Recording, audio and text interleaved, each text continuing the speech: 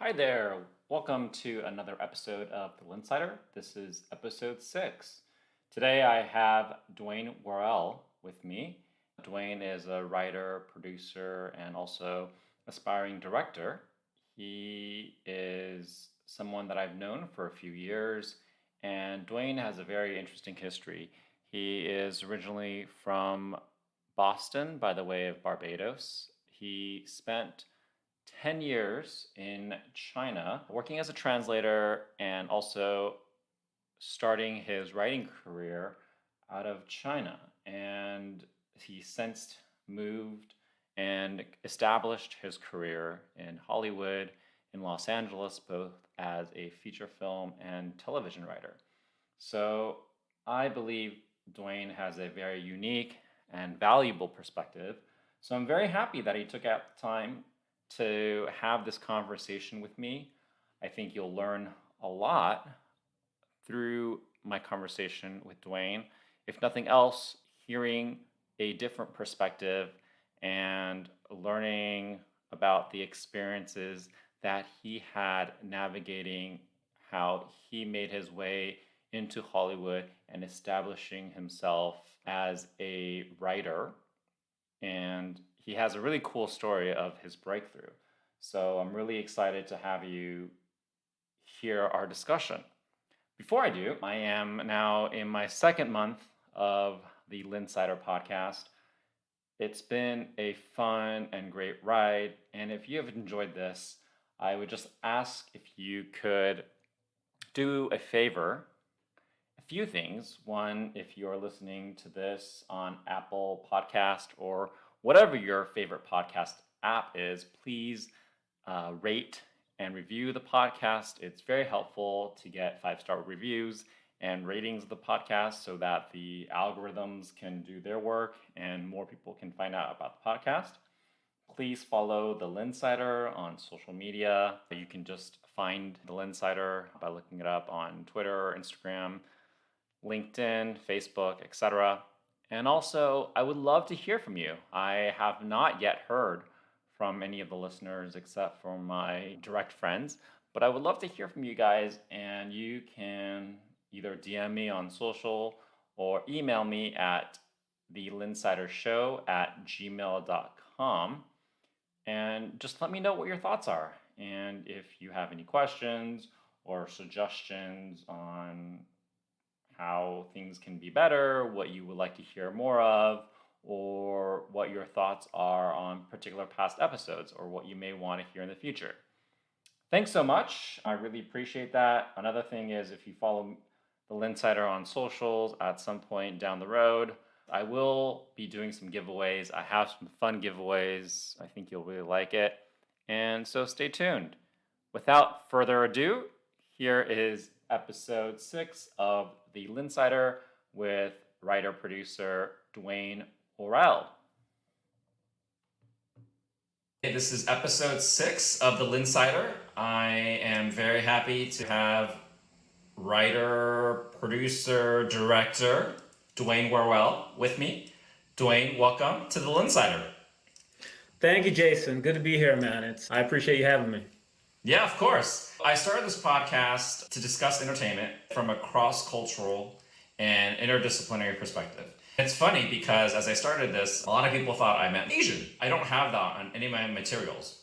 Let's figure out a way to be truly cross-cultural because there's not enough of this discussion. And I think a lot of the discussions that I've had with friends or as I'm doing business internationally, I think that doesn't get covered in the mainstream media. And so that's why I wanted to start this. And you are a perfect example because if I just look at your bio, I'm like, okay, yeah, he's just this American dude from Boston and he's black. But as I peel the layer, it's like gets more and more interesting. So I'm really happy to have you on. Thanks for doing this. Thanks for taking the time. I should ask though, Jason, am I the first black guy? Am I the inaugural black guy on the show? You are. I didn't know if you wanted. I didn't know if we wanted to touch upon that. Well, you're also the inaugural non-Asian guest. Oh, okay, good. Whatever good, that. Good. There's only been. I've only recorded 5 episodes. You're the 6th. I'm still honored. I still feel honored, so that's good.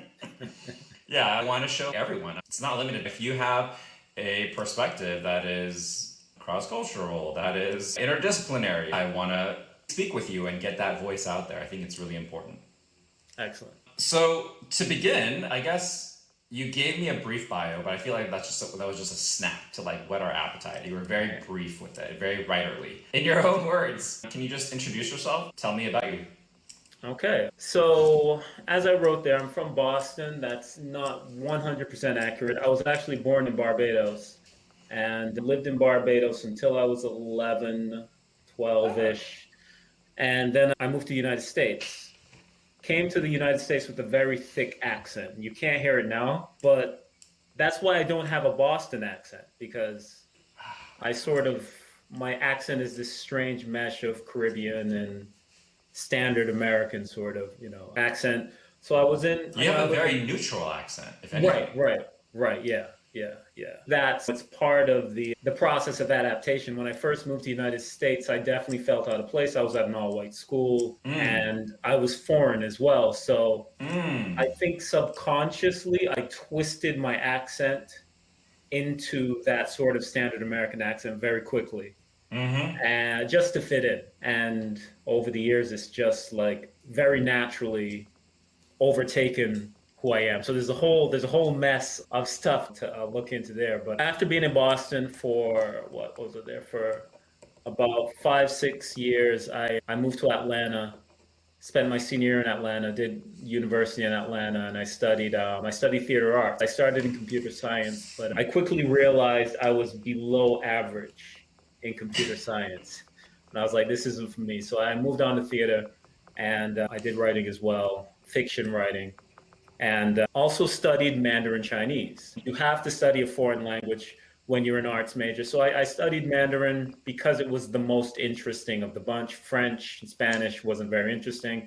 So I studied Mandarin, and after I graduated, I got work in Beijing, China, moved to China, started doing translation work. I did acting work over there, and I did a lot of writing on the side as well.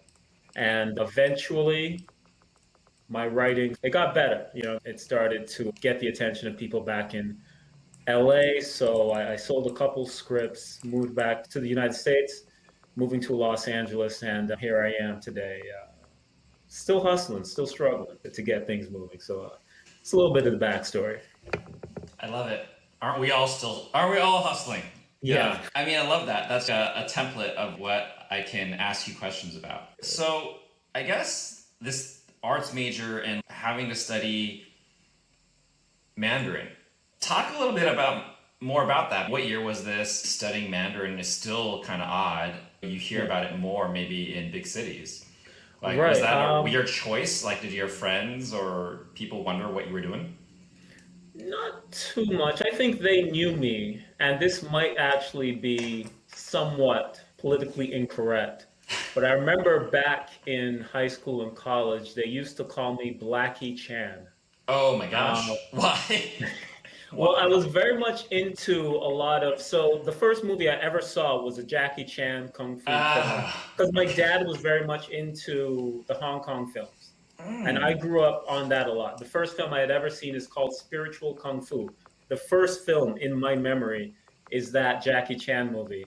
I grew up watching martial arts films. I've always loved martial arts films. And I would try to study martial arts and whatnot. So a few of my friends would call me Blackie Chan. Okay. They were also makes black, more sense. But, yeah, totally fine. And from there, so the choice to study Mandarin was pretty obvious in their mind, and pretty obvious to me as well. Spanish, great language to learn. French as well, but I was always attracted to more Eastern languages like Chinese. So Chinese was sort of a natural choice for me. Oh, that's cool. I mean, and for your dad, like, how did he get into martial arts movies? Was that martial arts movies specifically, or all Asian movies? It was definitely martial arts films for my dad. I love him, but I wouldn't say he's culturally adept enough to be into the more artistic films from Asia. He's definitely into action movies of all sorts. Hey, action films are very artistic. Yeah, no, I agree. Choreography and everything it's a beautiful thing. I think I got that from him. I got my start from him. He loved Bruce Lee. He Oh, loved Jackie amazing. Chan, Jet Li back in the day. So I grew up on that, and that was sort of, yeah, it was just sort of a natural line for me to go into studying Mandarin. Okay, Yeah. cool. I love it. And then how was that? Because I have no understanding of what you had to go through in terms of studying Mandarin. How did you pick it up?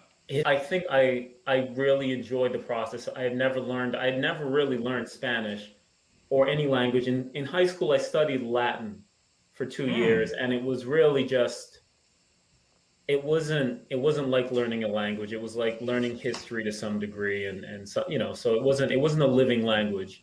And once I Right. started studying Mandarin, it was something that I could go back and I could start picking up movies and understanding things, and slowly, it was just so exciting. It was so alive. So I enjoyed the process. It was a difficult process, but eventually going to China and studying in China really shot the level up to the Oh. next gear because you're interacting with the language on a daily basis. And so talk about that. Like you talk about it so casually, like you got a job after graduating in Beijing, but how do you do that from Atlanta, you know? Yeah. Well, I studied theater in Atlanta, and the theater scene in Atlanta isn't very strong. So it wasn't like I was getting a job in the arts fresh out of college. So one of the better options that I had was to then go to China and work. And once I arrived in China, again, I planned on doing it for 6 months, something like that, and then coming back. So that's why it didn't seem like such a big deal at the time because I was like, Yeah. look, I just graduated college. I'm going to go over there 6 months, learn the language, get to know some people, enjoy myself a little bit, and then come back to the States. But once over there, I realized the economy is booming, and I think I got a sort of a sneak peek of what everyone realized 10 years after I arrived, like 2015, 16, when everyone was like, China's the future. I realized that when I first went over. So, Wait, so when did you first move there? well, I first went there. I didn't move, but I first went there Ah, for a summer program in 2005, maybe. okay. So So this is before the while I'm in Olympics. college. Right, right. Okay. And when did you move there? I moved there in the end of 2007, basically 2008. Okay. Oh, Yeah. okay. Right in time for like all the Olympics and Right, seeing right. that. Yeah. Okay. Yeah. Amazing. So, And so what kind of work were you doing? You mentioned translation work. Like you were translating what, Chinese to English? yeah. And this Wow. is written Chinese into English, and I couldn't really do it the other way around Right. That's tough. because I can't even do I can it. understand the Chinese, but I couldn't do it the other way around because I can't really use sort of colloquial language and to make it sound more native, but I can take the Chinese and put it in English and make it sound native. I just need to get the general idea of what's being said in Chinese, and I could translate it over. Okay. So that was fun. I mean, the work itself taught me a lot about Mandarin. So Yeah. don't quiz me now because I've forgotten No, most of I'm not. But I'm sure like if you go back, it'll be rusty, but then it's like riding a bicycle. it. Exactly. You kind of get back in the flow of things. And so what was that like moving to China for you? I think it was exciting. Everything was new. Everything was fresh, from the food to the language to just daily interactions with people. And one great thing was, going on the basketball courts, and that's where I met a lot of friends. Basketball is huge in China, and I'm a huge basketball guy. So Okay. that was just a very natural connection between the two of us, was sort of between the cultures, American culture and Chinese culture, was through basketball. So honestly, I had a lot of fun that first year. It wasn't like work. It wasn't like, it was like going on vacation almost for a Yeah. full year. So I had a lot of fun. It was very enjoyable. Wow. That's cool. And how did After a you? while, it became normal. I was Yeah. there for about 8 years total. So it's a situation where it just became second nature, like just living in China, being there just sort of became a natural thing. So eventually it sort of simmered down a little bit, but for that first year, it was definitely an exciting time. So you were there from 2007 to like 15? Something like that? Yeah. Wow. Yes. Yeah. Okay. And how did you get in? You mentioned you did some acting and writing? How did you get into all of that over there? Yeah, well, when I said writing, I meant sort of writing my own stuff, like Oh, got it. writing spec screenplays. But as Sure. far as the acting, again, I had studied theater, and I, focused in on the Ah, writing side of theater. okay. But I was more so, I did acting as well. I did directing, so I sort of did everything in theater, and that's what you're supposed to do. They try to train you in everything. So as a writer, you understand what the actor goes through, what the director goes through, what the light, So we do it Mm-hmm. all. And I had done some acting, and there were roles popping up for black actors in certain films, smaller roles, of course, bigger roles in some cases. But I went for those auditions, and I almost scored on every single one. It was like I was batting 90% because Well, you there wasn't had much training. It was like competition. unfair, Yeah, exactly. like There in really two wasn't much ways. competition. Yeah, not It many was people probably to begin right, with. not many people, and the few people that did try out weren't trained at all. They Yeah, were students, they were people that were there for business and whatnot. So it was easy pickings. and they in a way it was a win-win. They scored with you because you could actually act. Like most people that they're trying to go for is like as long as you look a certain way, Right, right? exactly, exactly. Yeah, I can't say that I can act very well, but in general, I can pretend to be happy, pretend to be sad, Right. that sort of thing. But yeah, it was a win-win. It was definitely good time. Okay, cool. And then tell me about the journey for you to get more serious into writing and then the process of you writing your spec scripts. And it's good that you said that because I think when I first went to China, when I went to Beijing, I was distracted.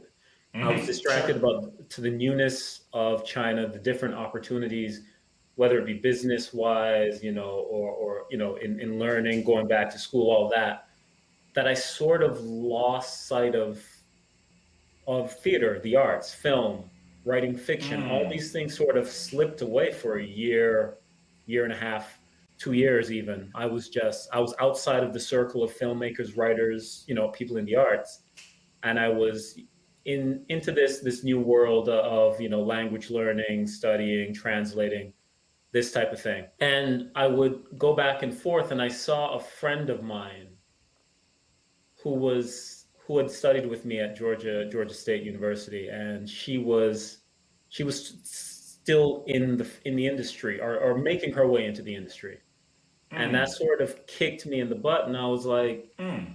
"Oh, I need to get back into this, because in those 2 years I would maybe start writing a script and then get to page 25 and stop. Mm-hmm.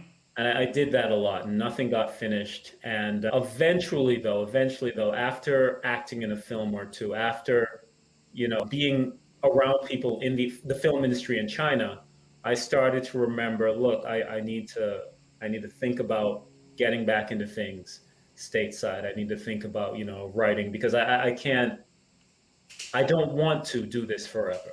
I want to write. I want to Mm. be a writer. I have a lot of ideas. I have a lot of, film fiction ideas that I need to get into. So when I started writing again, I started writing in fiction, and it wasn't film. It wasn't screenwriting. I was doing both at the same time, and I realized very quickly, film writing is a lot easier. Like it's as far as length and rewriting and reworking, screenplays are a lot easier than writing novels. So I eventually Mm. drifted towards screenwriting, even though I haven't lost the passion for writing novels. I'm still working on something right now that hopefully will be released within the next year or two. Awesome. I love Yeah. it. That's Yeah. amazing. You said one thing. You realized you wanted to be a writer.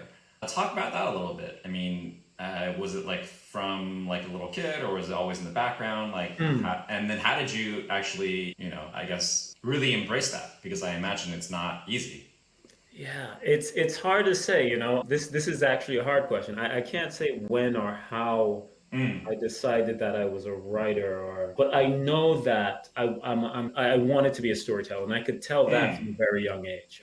When I was young, my brother and I always slept in the same room, Mm. and I would always tell him bedtime stories. He's a few years younger than me, but I Mm. would tell him these bedtime stories and whatnot, just he could tell you more about it than me. I can barely remember, but he would remind me from time to time. Hey, remember when we were kids? You would tell me these stories.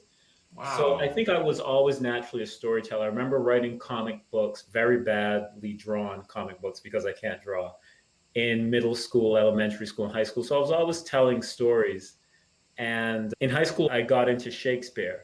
And I Mm-hmm. remember being very disappointed in Shakespeare because I've you never heard you that before. you hear that Shakespeare is this greatest writer of all time, right? And then when you get to high school, I remember reading Romeo and Juliet, and I was like, the story isn't all that good. It's not all that mind blowing. Like, and Hamlet and Macbeth and these stories.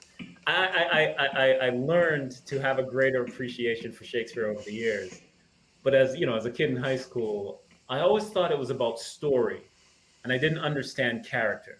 Mm, And that mm, Shakespeare's like his storylines aren't exactly super ingenious or great twists or anything like that. Because I was mm-hmm, more familiar with movies like The Sixth Sense came out while I was in high school, and mm, that's a movie where the ending, the twist was so surprising and caught people off guard. mm, And I was expecting that from Shakespeare. And mm-hmm. for Shakespeare, it wasn't about that. It was more so about character, and that's something that I learned over time. But I remember being in high school and thinking, yo, I can write better than Shakespeare. Because I had read Yeah. I'd read Romeo and Juliet, and I was like, nah, I could do better than this.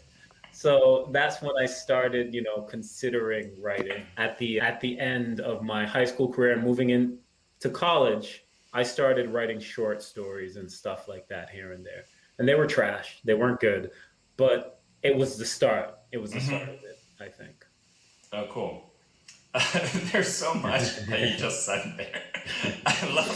I love that confidence, first of all. So I It's really it's love more that. it's more ignorance than confidence, I would say. Well, but there's also an interesting part there where you kind of like telling about like the setup for you and the introduction of Shakespeare wasn't right? It was Mm, off, right? yeah, So that happens so much. Like sometimes we go into something, whether we go into a movie or we meet someone, and the introduction is off, and they were like, ugh, and then you have to work your way back, like you did. right, Like you're like, right. oh, it's like I can appreciate this part, and it's really good that part, but not Yeah, this other thing, which is what people told me, or I thought what people told me, right? right.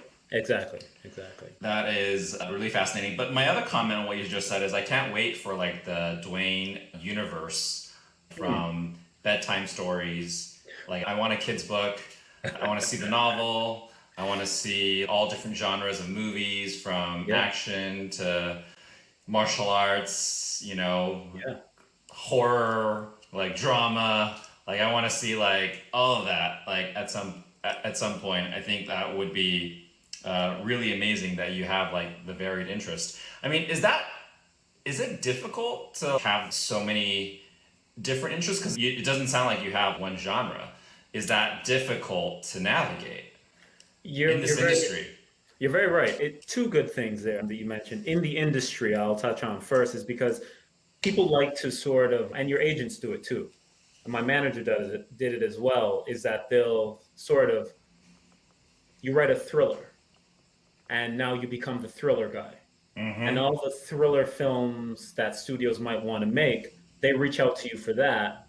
They wouldn't think about you for a romantic comedy, Mm-hmm. because that's so far away from what you write. So it does become challenging sometimes if you want to, for example, write a horror. Or for me, there is a rom com that I have in mind, which is very much out of my genre. But the story, I like the story so much that it's something that I want to write. It might be Mm. the only rom com I ever write, but Sure. it is something I want to write. So it does become, you do sort of, the cement does harden after a while. If I write two or three thrillers, action thrillers, stuff like that in a row, I become that guy. I become the action thriller guy, and that's sort of what people look for from Yeah. me. Yeah. So it does become challenging at times. But I mean, I do have varying interest, and writing a rom com, I haven't started yet, but I know it will be challenging because for me to write a joke is very hard. I think comedy for me is very, very challenging because you have to come up with joke after joke and segment after segment, scene after scene, setup after setup. And that's not the way my mind works, and there's definitely a learning curve that Mm-hmm. comes with writing something that's outside of your genre. For sure. Yeah. But it seems through your journey, like you kind of figure it out and you'll see how it goes. Yeah, I think I'll hopefully I should say hopefully I'll overcome that speed bump in writing a rom com. But you'll see it. You'll see. I think the story is strong enough Oh yeah, that it'll and you carry mentioned the basketball thing. my bad jokes. I want to see the rom com. I want to see the sports movie. Oh, I have one. I've got one for each genre you're setting up. I have a film. So yeah, Yeah, amazing. hopefully That's great. that'll happen. And you were very, very humble. You didn't mention it when you mentioned when you walked through kind of your bio. But so talk about the journey or the story of the wall. And I'm sure you've done it before at some point, but Yeah. I think you probably can't tell that story enough. Like share a little bit about how that happened. Okay. So The Wall came after another screenplay that I wrote, another spec screenplay that I wrote. I had been writing spec screenplays for a while, and in my mind, I'm a writer who's better than Shakespeare, and Yeah. and none of my movies have gotten made. None of the scripts I've written have gotten any interest. So Mm. there was this one screenplay idea that I had that I thought was genius. I thought it was the best script ever written, and I wrote Mm-hmm. it and I put it into the Nickel Fellowship and the Austin Screenplay Festival, Mm-hmm. and nothing. No one Mm. responded. No one did. No one liked it. No one was interested.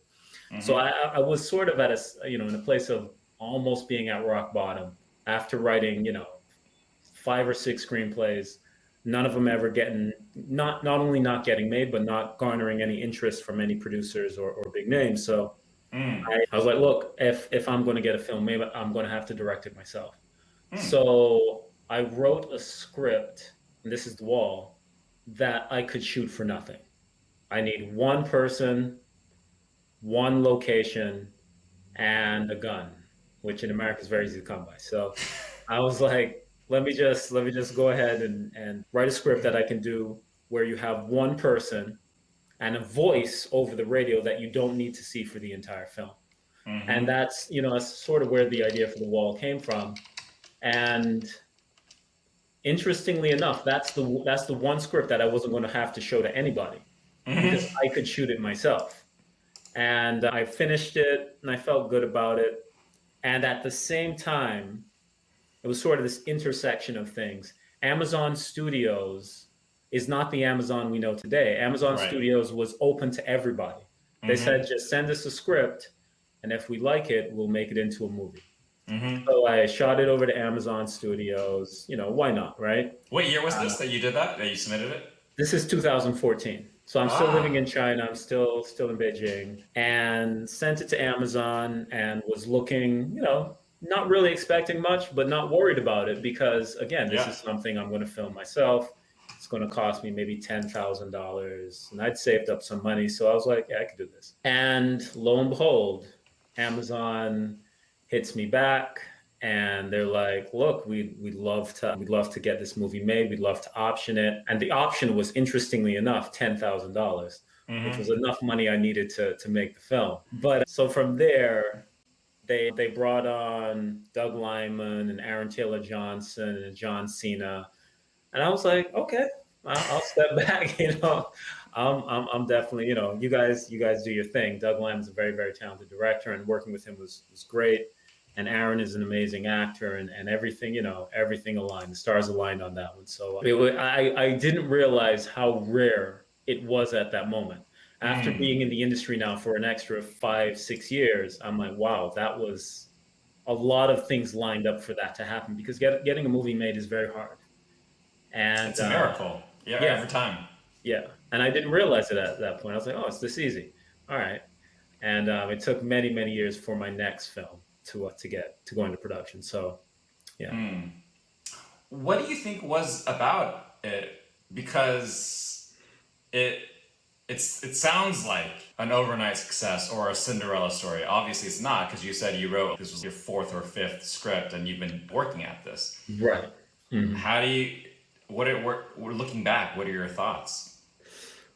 I I wonder, and I still don't really know, Mm. but there are a few unique attributes to the script. One being sort of the single location, the voice over the radio, and there's a twist that comes towards the end of the script.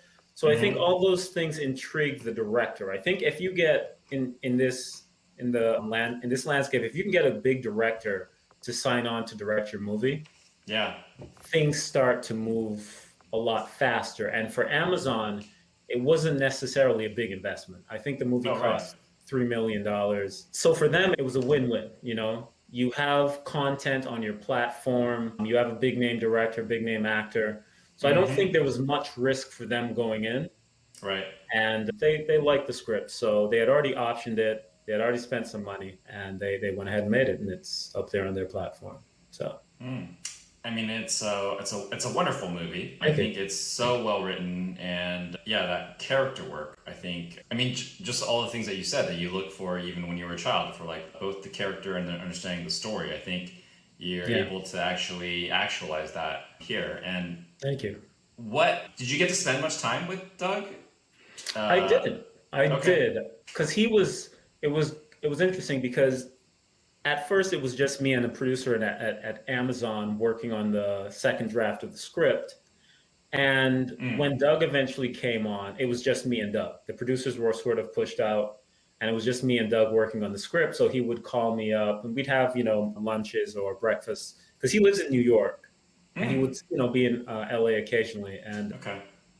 so he would come in and we would do calls or we would do meetings, and we would sort of just work on chipping away, cutting away some of the fat on the script, adding a few elements. And I think it's easier as a writer to work with a director as opposed to a producer, because the director is really seeing how he's going to put things together, and Yeah. you start to understand that and you work with him in that system. So I Yeah. worked with him on the script, and then I was there with him on set as well while he was filming. And it was a very short shoot. I think we shot it in just over 2 weeks, Mm-hmm. 2, 3 weeks. And yeah, we were out in the desert. It was great. It was a great situation. So I had Mm. a great time working with Doug. What were some of your major like learnings from that experience in I terms of like think, being a filmmaker? I would say.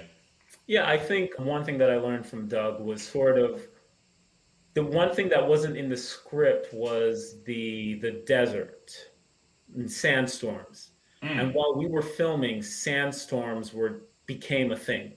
They were just we were all covered in these scarves and goggles, swimming goggles and stuff, like, because the sand was so bad.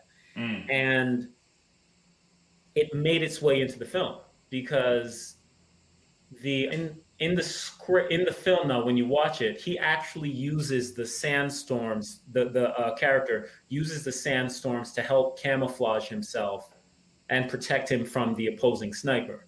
Mm-hmm. And that's something that wasn't in the script. So one thing I learned from Doug was the ability to sort of Mm. improvise, the ability to sort of use what is in the environment on the day Mm-hmm. and reinsert it into the script. So did a great job with that. I mean, it worked perfectly in the script. Right. Yeah. Oh, that's yeah. That is like definitely yeah. Like making the most of that situation Yeah. and then that environment. And then, how did you get into television writing? Because that's a little bit different, right? Yeah. Yeah. Television writing, I think, is something I wasn't necessarily very interested in the beginning because TV was never at its peak it wasn't at its peak when I started writing. Mm-hmm. And once, around 2014, it was beginning to happen. TV was starting to, Mm. go up in as far as quality and writing and acting and everything else, and the caliber of talent that would be willing to do television. It all started to go up. Yeah. So once I came back, I was still more interested in film, but television was always there in the background. And I have a great agent on the TV side at CAA. Mm-hmm. And he wanted to get me into TV here and there. And I was like, yeah, I'm definitely interested. But I didn't understand much about television at that time. So I wasn't as enthusiastic as I am now. Mm-hmm. My first television experience was this TV show called Iron Fist. Mm-hmm. And I had a relatively good experience on Iron Fist, got to write my own episode. And the one thing I learned about television as opposed to film is that you get a steady paycheck. Like, as long as you're in, and that's something that's rare for people in the industry. If you're Yeah. outside the industry, you don't understand that. But once you're in the industry, you covet a weekly paycheck. It's such a Yeah. great thing to have. It's like a So routine, even. yeah, exactly. It creates like the sense of security. Mm-hmm. And I had that sense of security for a while I was on Iron Fist, and then I did another show called Black Samurai, and eventually a show that I'm on right now, which is called FBI Most Wanted.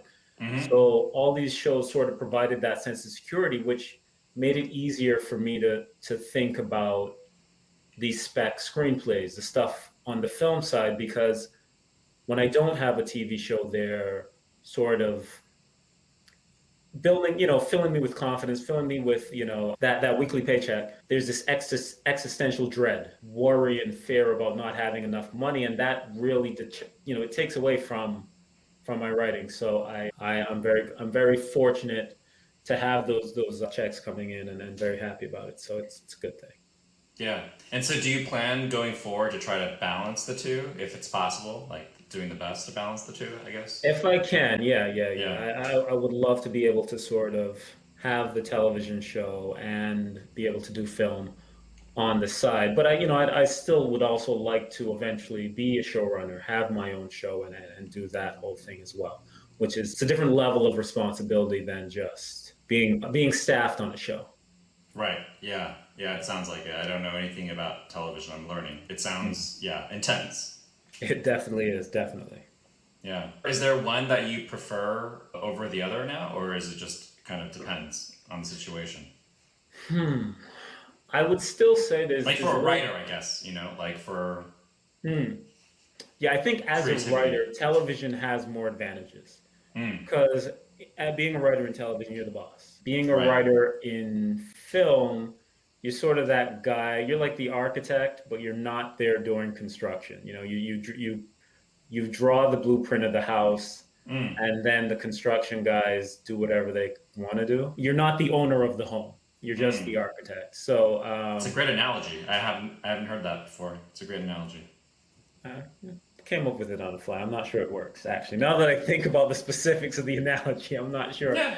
that it works But exactly. it's always weird, right? In feature film, they even don't consider the writer that important sometimes, No, yes, 100%.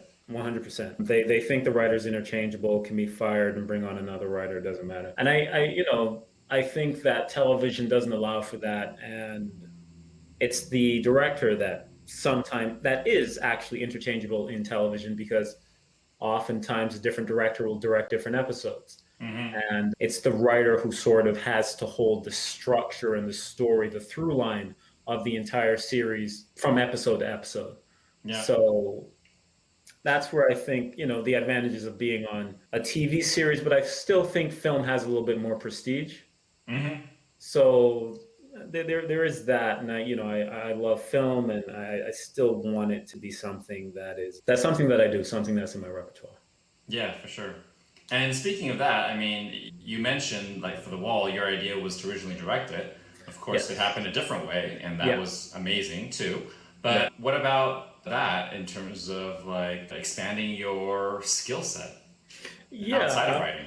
Right. Directing, I think, in the film process is a part of the story. It is part of the storytelling process, and I think that for me to take my writing to the next level, for me to have more influence as a writer, being able to direct is something that is important as well. And I do have something in the works that I want to eventually go ahead and direct, whether it's a short or a feature form of this story. There's a story that I want to tell that I think is something that I can direct. I think when you try to direct something, it has to be creative, but it also has to be sort of logical, in the sense that you have to think about how much money you have, and there's so many logistical aspects to directing and also producing the film yourself that you have to be cognizant of. So I'm thinking about what I can actually do as I write. As I write the screenplay, I'm thinking about directing it.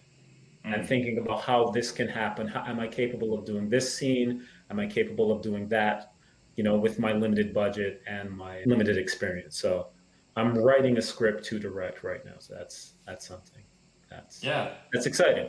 Yeah, totally exciting. And what you said, I think, is key in terms of being a director will help you with your writing. In that philosophy, kind of in the big picture, I believe that, and that's why I say like being interdisciplinary is really important. People like to say you're a jack of all trades, but you don't know anything. But on the other side of that, if you can understand a different role, and it helps you doing your main role, then the overall product could potentially be better. And it's a very personal thing too, right? Not everyone likes doing that. Some people just want to do one thing and they want to do the one thing. But I think, that's... 100%, 100%. I think one thing that I got from acting in China, and this is a small, simple thing, but I don't write long dialogue anymore, like a whole chunk, a page-long set of dialogue, because I was on a few films in China where the script called for just this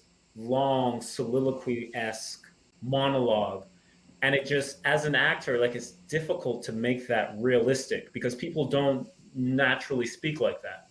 So in having to go through a few of those scenes and the difficulty that I have had in those scenes, as a writer, I'm like, no, that's not realistic. That's challenging. That's going to be difficult for the actor. So I don't write like that. And that's one thing you learn from taking on different roles in the filmmaking process. Perfect illustration. You understand the role of the actor, but then in doing that, you make yourself a better writer too. Right.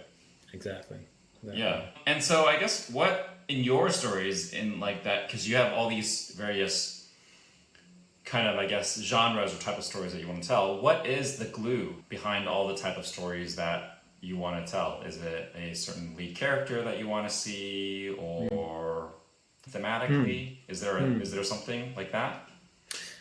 Interesting. And I haven't analyzed my work to that degree to find out whether there is. It's interesting, though. I think in my writing, two things tend to pop up a lot in the different scripts that I write. One is military. A lot of the scripts that I write deal with guys in the military or ex-military guys. There's a film that is in post-production right now called The Abandoned, which it's about a military guy. There's a script that I have in development. Who knows what will happen with it, but it's about the military. And the script that I recently finished is also about people in the military. And they're not the same story at all, but there is that theme, and I don't know why. I've never been in the military. I don't know that many people in the military. I do know one or two, but not that many. So I don't know why those stories keep popping up for me, but there's something there. I think I remember asking you this once, and I forget what it was, but you mentioned something.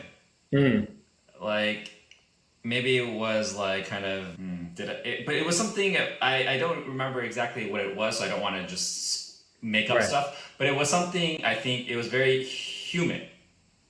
It was a certain emotion or something like that. It was that is what I recalled, like some ability to use that canvas. Yeah, but I forget what it was. I can't remember where my mind was at that time. But that's good. I think I don't know, something about the military. It often comes back to that. I also think God, religion, often finds itself into my scripts in some way. It's something that's on my mind. I grew up in a Christian household, so I don't know if that has anything to do with it. But those are two themes, two ideas that continuously pop up in my film writing as well as the fiction writing that I do. Also. And for you, that kind of stuff, is it a conscious effort that you're doing, or is it kind of that's just what flows out and it pairs up to with what the market wants, I guess? Yeah, it comes out naturally. I just, ideas sort of come to me and I get a few different ideas at the same time. And the ones that sort of, I can see the beginning, middle, and end better, I focus on a little bit more, because those stories, they're just telling themselves to me as opposed to me really trying to figure out what happens in this act, what happens in that act. The stories just naturally flow in a very natural way in my head. And I see the beginning, middle, and end of the scripts, and it's easier to write in that sense. So, yeah. And I guess from your viewpoint, are there certain types of stories or certain perspectives that you want to see more of in whether it's in TV or in film or in books? When you say types of stories, we're talking genre or we're talking... I think any of it, whether it's a certain character or whether it's a certain culture or it's a certain like viewpoint, or like, you know, are there certain genres that you think, any way that you want to take a look at that? What I would like to see, and this, I'm going to think about what's the best way to answer this, is I would like to see stories told about people of color, women, and people that we don't naturally see stories told about, but not focusing on the subject matter, on that subject matter. And let me explain what I mean.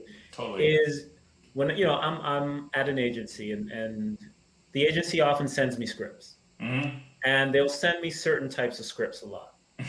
I love science fiction. I love thrillers, and the types of scripts that I get sent are often 1960s movements about the Black community, and these are great stories that someone should tell. I don't think I'm the best person to tell them, but I do love telling science fiction stories, and I wish, you know, they'd send me a little more of that. Scripts like that I'd be more interested in telling, and they should have a diverse cast. I mean, I'm not really in the casting process. I write a character named John. John could be of any color, any race. Susan could be of any color or of any race. I want those stories to be told, but we also don't have to focus on it as well. John is Black. He doesn't have to have this, you know, this model. I hate it when they do that. My dad went through this and this and that. He's Black, and he's the lead character, and we nothing else needs to be said about it. You know, so those are the type of stories that I like to tell, that I would like to see more of, and have it be natural. You know, like, we don't need to say she's the leader and she's a woman. She's a leader. And that's exactly. It should be normal. Normalizing. I think that is a key that I think I've said a number of times on this podcast. I guess a follow-up to that is, because you mentioned your agents or your agency sends you these scripts, is it then also for you at this moment, it's like you're making an economic choice? Are you? Because like you're not taking those. And the marketplace, if you look at the marketplace right now, like just look at the Best Picture nominees, the marketplace seems to want those type of pictures. You hit it on the head with that one. I used to take, so they usually send me books, and I may have said scripts. They usually send me books or articles, and they want me to write the script for it. And I used to. When I first got in the industry, I was just so happy that anyone would be interested in me writing something for Warner Brothers or Sony or some, you know, big studio like that. But as I got older, you know, I realized how much effort goes into a script, and you can be writing the same script for 2 years. And, you know, if I'm going to work on something for 2 years, I want it to be something that I'm very, very interested in, and also something that I want to see on screen. I want to be involved in. So I have made those sort of economic choices to write what I want to write. This is the story I want to tell. And what's sad, and I wouldn't say sad or unfortunate about it, it is a good thing that a lot of these films are mainstream, and a lot of these films are, you know, nominated for Oscars. But the fact that this is what the industry wants, the industry sort of puts blinders on. They have tunnel vision, and this is working, so we're going to keep doing it. And the films that I would rather see aren't getting made as much. Well, it's like, you know, there's already those films, and it's not to say nothing about those films. Like, I'm not making any comments on the film, and neither should anyone. But the thing is, there should be a lot of others. That's the thing, right? Like what you're saying, like a ton more sci-fi films that are, you know, all like just don't look like the ones that exist today, or horror films or whatever, right? I mean, I think Jordan Peele like really proved that with Get Out, right? And so it's funny because it's like now people just only want Get Out, but you can do that model with a lot of different films. You're 100% right. And another part of the problem is that there's a whole space of science fiction films that have been eaten up by the superhero movie. So the Mm, superhero movie, everyone wants the superhero. What's the next superhero movie? What's the next comic book adaptation? yeah. So it's either smaller indie, film about race or gender, Yep. or it's the big Avengers DC film, and there's not that much space for the stuff in the middle. Yep. And again, I think the industry, in a very general sense, is moving in the right direction, but still definitely has some work to do. And on that though, like, where you want to go, how do you see your role? Like, what can you do? What can we do Hmm. to just make those projects that, come alive, the types that we want to see? Right. Well, I think, a whole new generation of filmmakers are getting into the industry, and I think a lot of the people who are there right now are people who are established, and I understand from their perspective, there's little risk that they can take. Mm-hmm. There's a whole business behind them. There are hundreds of people working for them. They need to do the thing that is most economically sound. If the Avengers is making money, people are going to see it. I understand you got to make that. You got to make that. You keep making that movie. Yeah. But I'm not saying that I'm young because I'm not. But You're as a young. person sort of on the outside of the industry, making my way in, Mm-hmm. I have less to lose. Mm-hmm. And for the films that I write and I make, there's not a whole business of people, but it's just me. And I can, I write the films I want to write. For indie films that I might want to direct, I can direct the films I want to direct. And I think for people who with less to lose, they can take those risks and write and direct films that may not be as may go against the mainstream, may go against Right. the grain. So I think that's sort of my job and our place in the industry. Yep. Yeah. Just more, keep at it, persistence, more Exactly. people coming into the industry thinking differently. I mean, I'll just say this so it's like out there, but to me, when I met you, I think we've known each other for a few years now, but as I see you pick up projects or get staffed on television shows, I'm like, it's crazy. I feel you even characterize yourself on the outside of the industry looking in. But I'm Mm. like, you've had this major motion picture that was one of the first movies that Amazon Studio did, directed by Doug Liman with these big stars, and then these TV shows that they're household names, like these TV shows. And so it's a little nuts to me. Like the way that I've described myself lately is I've said that I know I'm not valued in Hollywood, Hmm. but I know I have value. I like that. I like that. Because I think to me that is like very accurate reflection of where I am at this stage. But to me, it's almost like it's crazy to me that you even have that perspective, that you're kind of on the outside looking in, given the work that you've done. You know? Well, I think very much like you. I do think I have value, but I'm not valued. I think writers Right. oftentimes are. I know that they can replace me on any of these TV shows with another writer. I know Mm, they can replace me at any time with anyone, on a film script that I might be writing. So mm, I understand that, they don't. I don't think they hate me or this is nothing personal, right. but I'm a very interchangeable piece right now. So I don't have, like you said, that sort of intrinsic value that there's certain producers and writers and directors out there that there's only one. Yep. And they because of that, they have power in the industry. And I definitely don't feel it. Yeah. So, it's nothing that I take personal. It means I just need to No. keep working harder and Exactly. keep We, trying and we gotta keep going. eventually. Yeah, Yeah, exactly. keep going, keep going. All right, I think that's a very healthy perspective. And speaking of that, what is something that you do? I mean, this industry is tough, and I've actually, what I found really interesting is recently with all these podcasts coming up, there's a good number of podcasts that basically talk about horror stories from writer rooms, Oh, I see. and so I can imagine that they're not easy places to navigate. For you, how do you kind of maintain your head on your shoulders? Do you have any self care kind Hmm. of regimens that you practice? I don't. I guess I don't.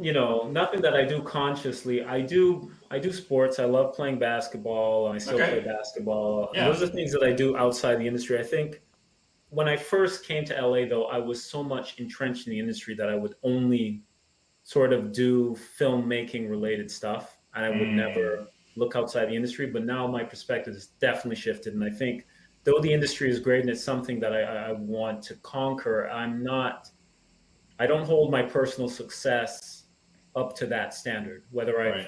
successful in the industry or not. So I think it's more so a mindset change that occurred over the first 5 years that I've been in the industry. And I Mm. spend more time with my brother's kids, my nieces and nephews, and I Oh, love the time that I spend with them and people, my family. These type of things are they help nurture you. So I think yeah. those that aspect of life is more important than film industry work. For sure. Yeah, at the Yeah, end of the day. Like we all are very driven, clearly, but having that balance and realizing that, this is a job and there's life to live and focusing on exactly. that. Exactly. Separating Um, that from life, film and life, they're two different things. yeah. In the beginning, I sort of clumped them together, but It's really now I've easy sort of to. separated them out. Yeah. Yeah. Well, one And thing that happened to me was after the Wall film came out, there's this mm-hmm. big premiere in New York. We went there. There were celebrities there as well. We Mm-hmm. sat down, we watched the film. The film came out. Mm. And after that weekend, everybody moved on. It was like on to the Ah, next thing. No, it was so brief. All that work, years worth of work. We spent hours on the phone every night with Doug and out late night hours working on the script for 6 months. We were on set in the desert for 3 weeks in the sand and all that. And all that work amounted to a few days over the weekend in New York. And it was nice. It's not a bad thing, but it's not something you should sort of erect as this holy thing to achieve. It's a job, you sort of go through it, and it's a job that you love. But there are other things that are more important in life. for sure. Yeah, very well said. A question popped into my head as you were saying that. I've kind of didn't think about this earlier, but so the wall, it was made for Amazon Studios, so they kind of released it basically on Prime, but they also released it in the theater, right? Right. There was a theatrical. So Amazon's great about this. They'll do a theatrical release exclusively in theaters for 6 months, 3 months, depending on the popularity of the film, Yeah. and then they'll do the DVD release, and then they'll do the streaming release. Yep. So It's more unlike, traditional, or it's like right, a hybrid, but still more on the traditional side. exactly. Yeah. Unlike Netflix, where you can't buy the DVDs Yeah. for your show or for your movie, Yeah. it's only on the streaming platform.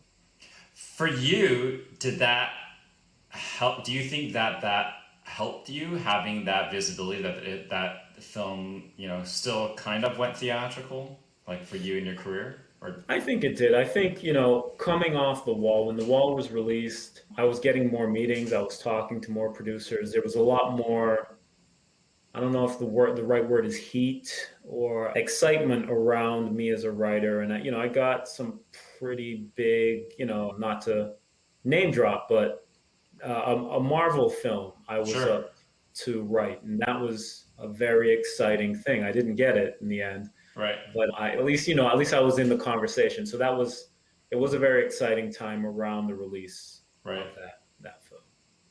Okay, cool. Are there any current, whether movies or television or books, like any recommendations that you have? I can't say there's any new shows that I'm watching right now that I would say I'm in love with, but there are some that I've watched over the past year Mm, that I would definitely recommend. For those of you with Netflix, I would check out a TV series called Dark. I've heard of it. Um, it's very, it's a German show, but it's, in my opinion, the best science fiction television show of all time. Mm, It's wow. so accurately good. It blew my mind. So Mm, Dark okay. is something I would recommend on the television side. And as far as narrative video games, Mm, I would recommend The Last of Us 2. Mm. Even though a lot of people didn't like it, it's something that I'm replaying right now that I had a great time with. So stories can be told in a lot of different mediums, and I think video games is a space where you can tell some great stories. Yeah, for sure. So those are my only two Um, recommendations. I haven't seen a film that I really liked recently. You can check out Zack Snyder's Justice League. I'd say it's yeah. better. It's better than the theatrical version. Right. I think almost anything is that one. That thing is Yes, horrible. but I that's what think I that. watched most recently. And do you have any like thoughts about like writing or making a video game? Because I think that would be interesting too.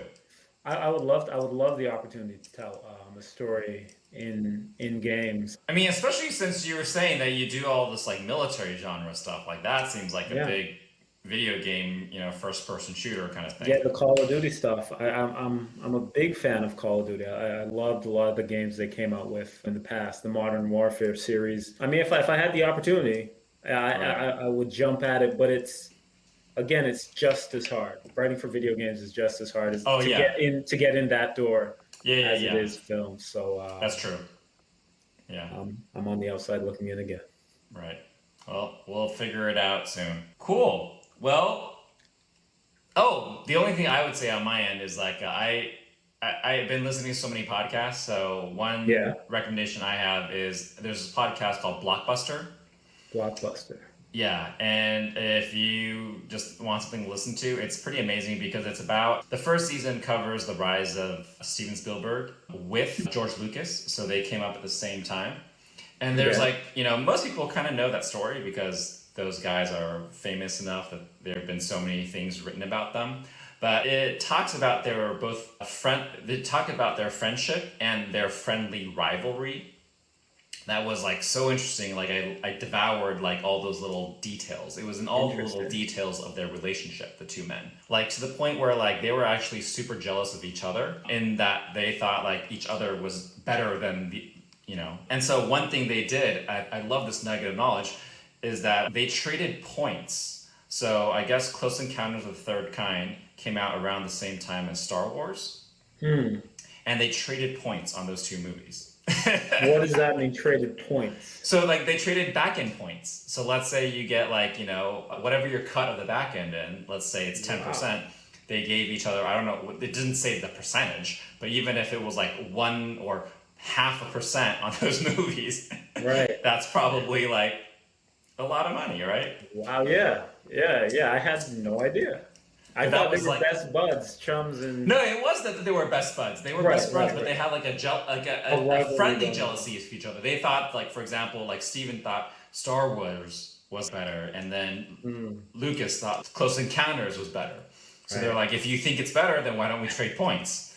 And then they're like, okay, I will check it out. Blockbuster, you said it's called? yeah, yeah.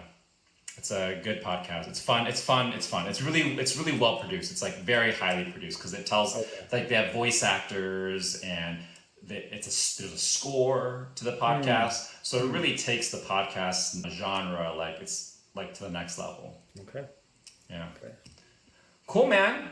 Well, thanks for your time. It was great to chat. And at Thanks some for having me, point, Jason. I appreciate it. we'll do it again.